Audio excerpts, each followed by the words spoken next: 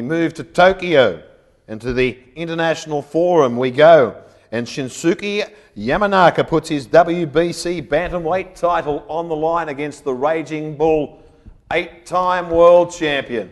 Johnny Lewis quoted, the best of the bantams or the flyweights that Australia's produced. He's done it on foreign soil. We talk about Vic Darchinyan. This time he goes over April 6, I believe, and that fight, who knows, could end up on Epicentre.tv. But I will say this, the Raging Bull, 42 fights, 37 wins, a couple of losses there. Johnny, you've seen a lot of his early preparation. He's still a very, very impressive little fighter. I think you buried the lead there, Mark. I think, Johnny, you've been doing a bit of training with him, haven't you? Taking him through the I thought it was meant to be kept dark. You're going to break the story, are you? Come on.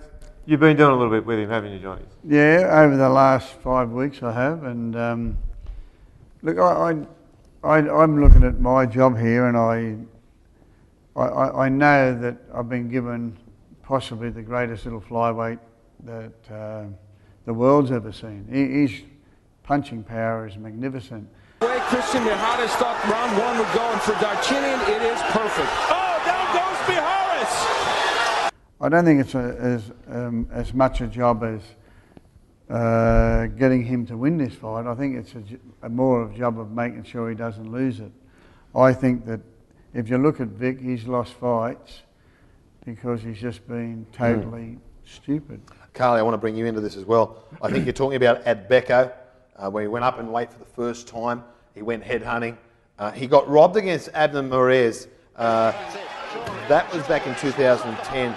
And I know that frustrated the hell out of Vic Darchinyan. I had the pleasure of travelling with him to Armenia, the first promotion in Armenia, professional boxing. That's another story in itself. He had a nice win there against Evan Mabamba, who the South African was prepared well. And then Anselmo Moreno, should have been an easy fight, in my opinion, turned into a nightmare for Vic Darchinyan out of Anaheim in California. When you look at Vic Darchinyan, the guys that he beat, and when I say beat, he knocked them out. These fights were fights that were very, very winnable for him. He's got to live with that, but as I say, if Vic can control his temper or his uncontrolled aggression, then he falls short of the mark. So my job, I feel, is to utilise his great ability to the fullest. I thought he fought pretty dumb in his last fight, Johnny. He fought a bloke who was taller than him, and for some reason he kept punching down, which when the guy's taller than you, just does not make sense. Yet what disappointed me most was he was unable to change the game plan when it clearly, rounds 2, 3, 4, it clearly wasn't working, yet he kept continuing to fight that way.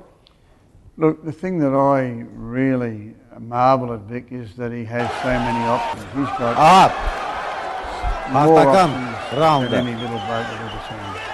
He's, without that power,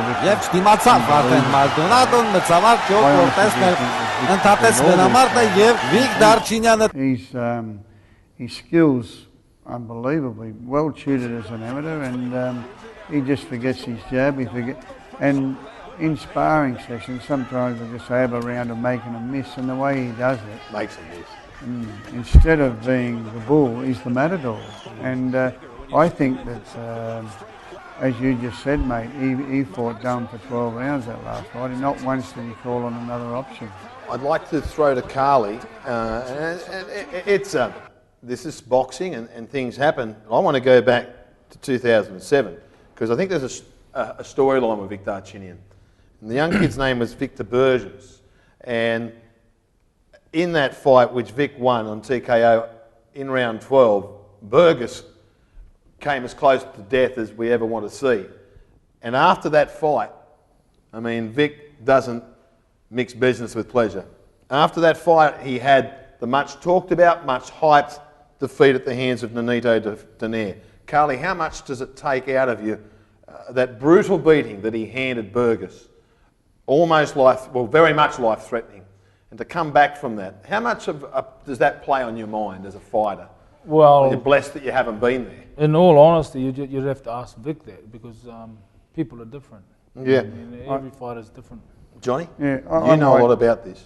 Yeah, I might just say that many years ago, not that I've seen the fight, but we had a young fella called Jack Hassan who was destined, I think just after Vic Patrick, to be as even great as lightweight as what Vic was. And he had a fight, and his opponent, a young bloke from Melbourne, Archie Kemp, he passed away.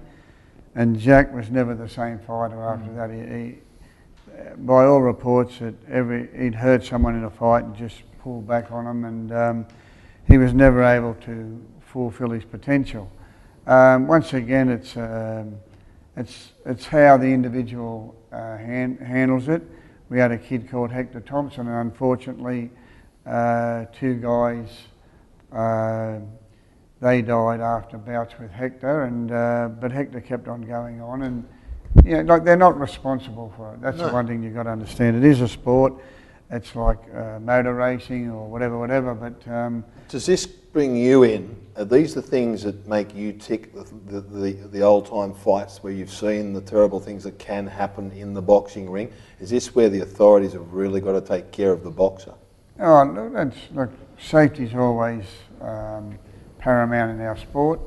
I just throw to Carly when the question you asked him was how he felt when Adam Watt threw the towel in. Well, Carly's sitting here today and talking sense. Had Adam, I'm not saying that he was in a critical position in the fight, but Adam's wisdom, and he's been around in the fight game enough, was to make sure that Carly could fight another day. I winded up into this timeline because I want to stay on this. This is getting a little bit out of the master trainer who has seen what he hasn't seen in boxing.